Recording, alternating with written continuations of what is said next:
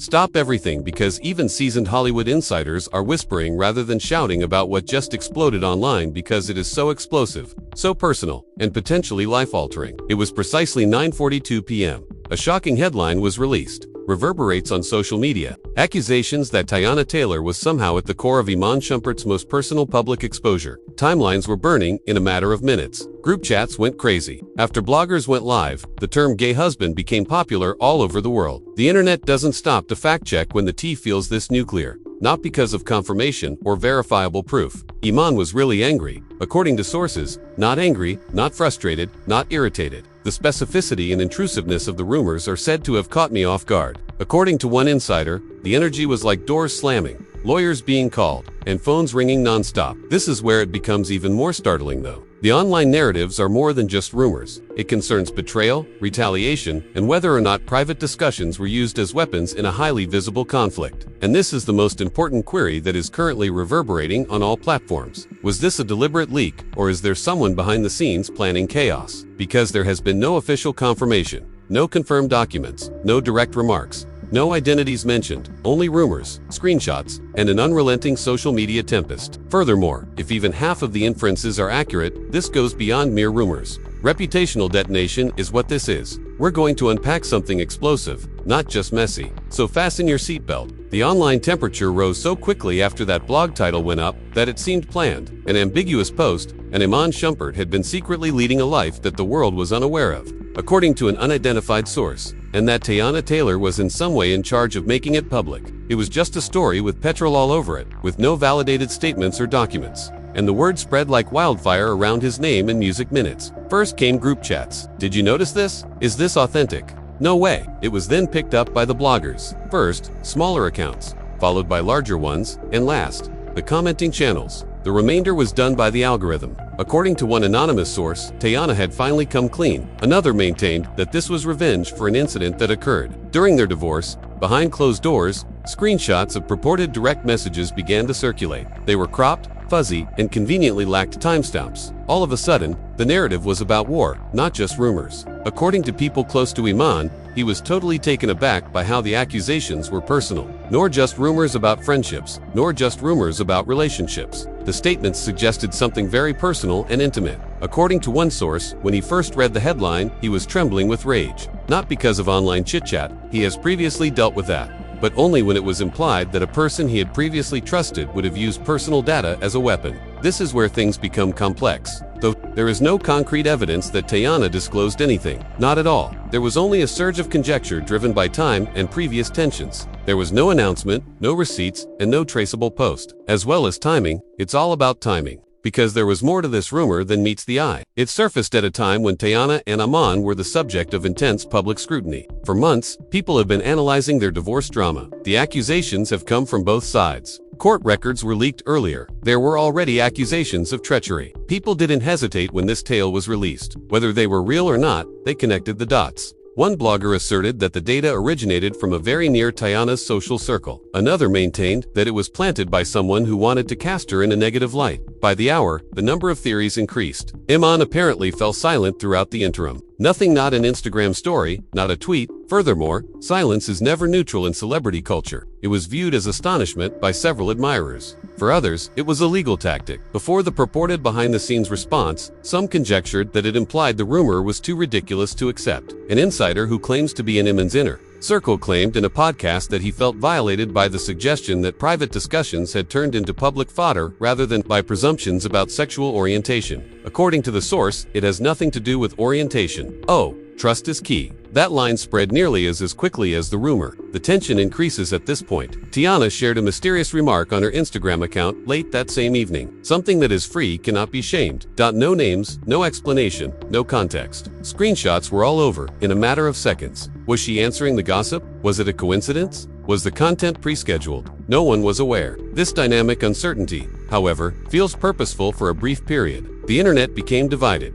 Immediately, she was accused of recklessness by one side. she was defended by another, who said that women are frequently held accountable for stories they did not write. A third group claimed the whole event was made up to divert attention from irrelevant issues. Then there was another twist. An entertainment lawyer went live and conjectured that defamation lawsuits would ensue if false accusations were being purposefully distributed. The suggestion was strong, even though he didn't name anyone. Litigation, discovery, subpoenas. Insiders believe both camps are in crisis meetings, which may be explained by the fact that private messages don't remain private if snorts that door opens. One individual who claims to work close to the incident described lawyers, PR teams preparing unreleased statements, and phones buzzing constantly, recommending complete quiet. Because a rumor like this doesn't go away gently once it's attached to a name. It persists, it changes, it becomes searchable. And now for the awkward part, the fact that nobody wants to acknowledge sexuality speculation is treated as entertainment on the internet. It transforms intensely personal stories into popular subjects. The harm doesn't wait for verification, whether it's true or not. In the meantime, the ancient interviews reappeared. A man jokes with friends in clips, and pictures are examined for any hidden meanings. Comment sections become panels of amateur investigators. Throughout it all, there was no hard proof linking Teyana to a deliberate leak.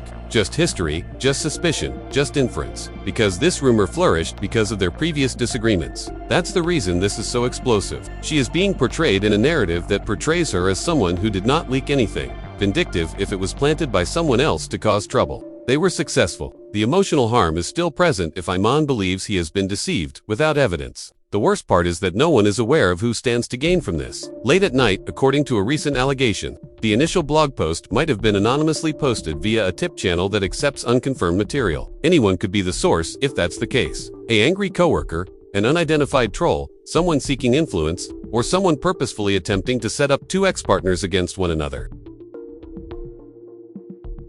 But without proof, it's just conjecture on top of conjecture. And snorts, according to insiders, Iman is thinking of directly responding to the rumor not to verify anything, but to denounce the violation of privacy. The story changes if he does. The internet will continue to create its own version if he doesn't speak. This isn't about facts at the moment. Perception is key. It has to do with control. Additionally, it concerns whether one's identification can be used as weaponry in the event of a public backlash. There are currently no confirmed documents that support the allegation. The claim is not supported by any public pronouncements. There is no reliable proof that Teyana leaked anything. However, the storm continues to rage, and the entire discussion shifts in an instant if even one genuine receipt turns up, demonstrating either guilt or innocence. Since reputation is at stake, this is no longer merely chatter. And I get this feeling from something. The story isn't yet at its breaking point. This was more than just a rumor by dawn. It was an out-of-control, full-blown crisis of repute. Since sometime at 2:17 a.m., a second wave struck. A longer blog post, more detailed wording,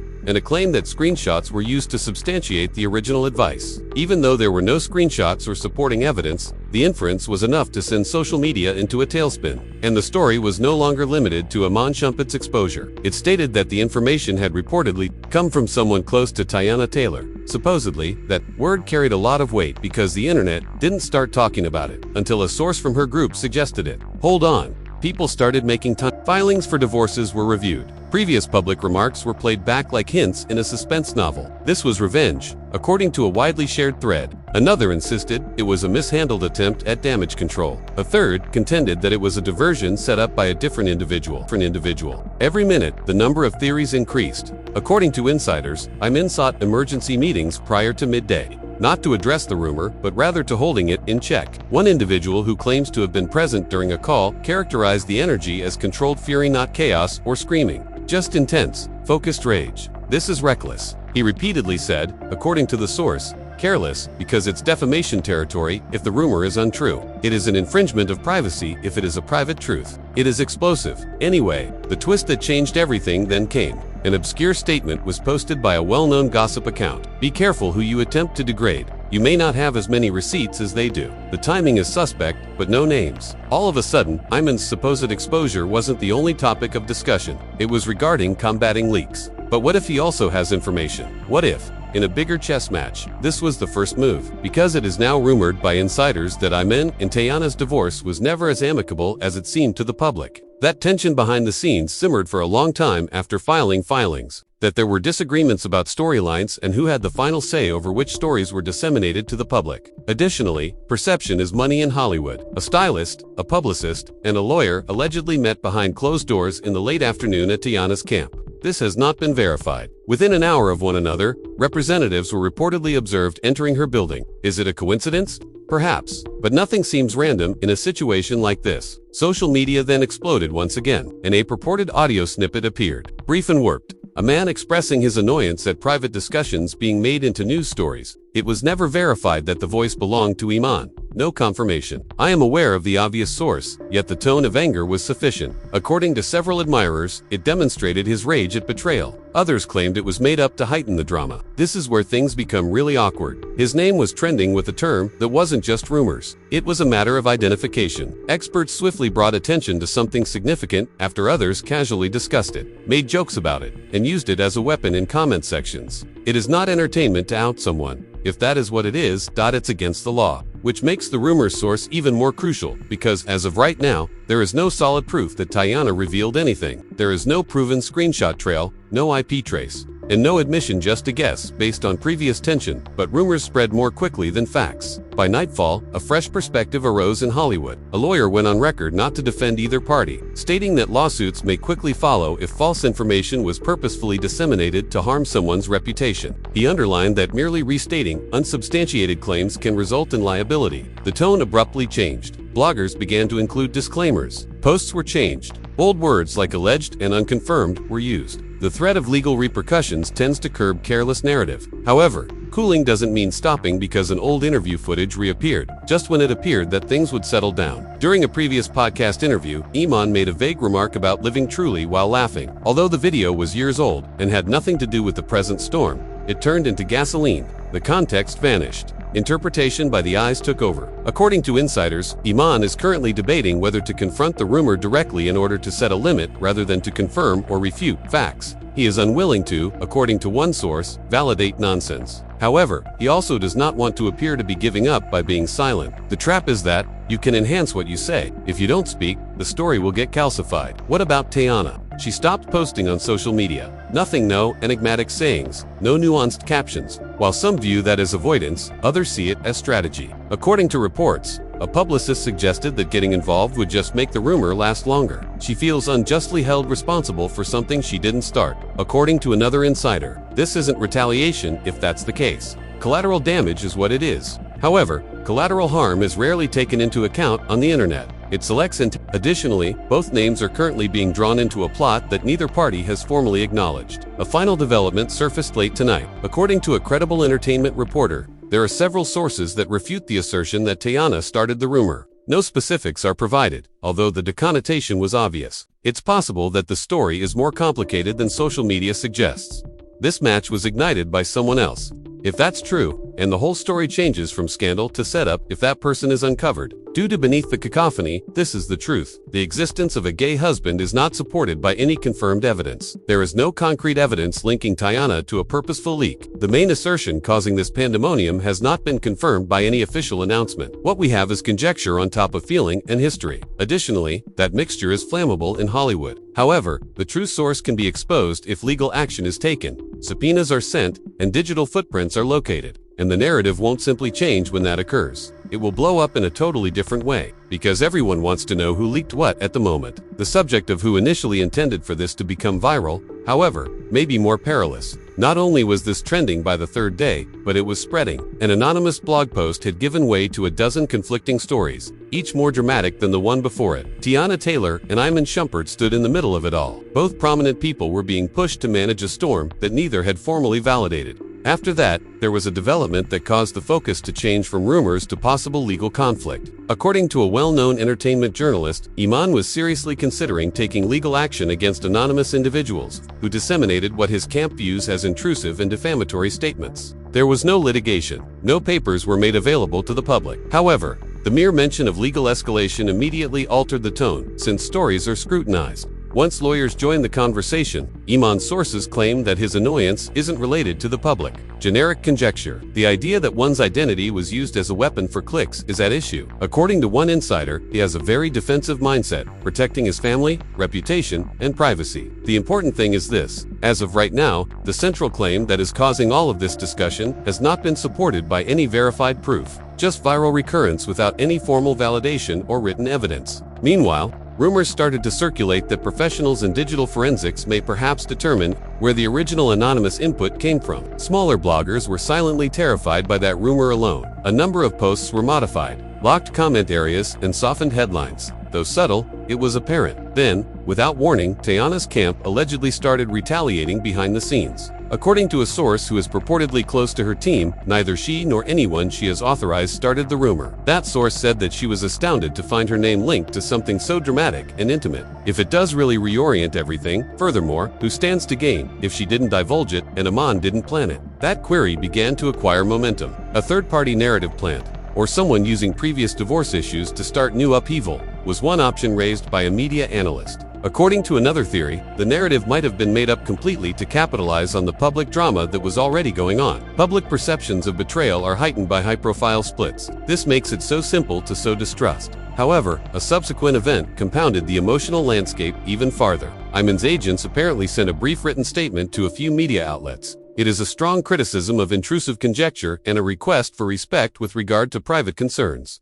But it is neither a confirmation nor a denial of identity. The fire was not stoked by it. Emmett tried to control it with a measured tone that was neither defensive nor angry. Legally speaking, that was strategic, but some mistook it for evasiveness, while others viewed it as strength. Deal with the intrusion and refrain from validating the actual rumor. Teyana, meanwhile, said nothing in public. Just silence, no mysterious posts, no quotes of retaliation, and because there was no new material to evaluate.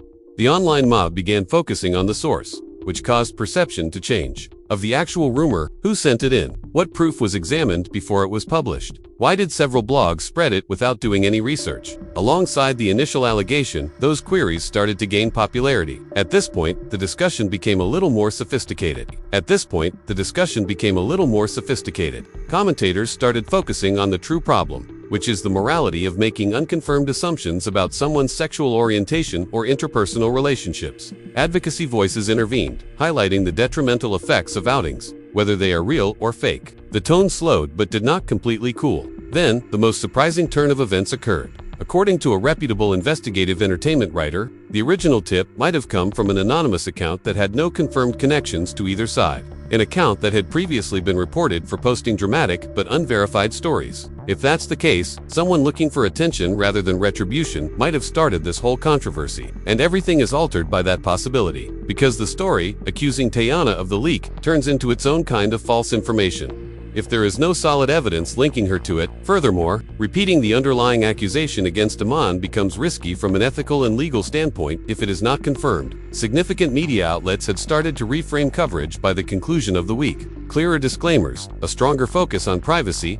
and less dramatic language. It was a retreat, but not an apology. However, the harm caused by virality persists longer than fixes. Even when accusations are unsubstantiated, search engines remember, videos don't disappear, and reputations take the hit. According to sources, Iman is now more concerned with maintaining her long-term reputation than reacting on an emotional level. There may be follow-up strategic interviews to regain narrative control rather than to dissect rumors.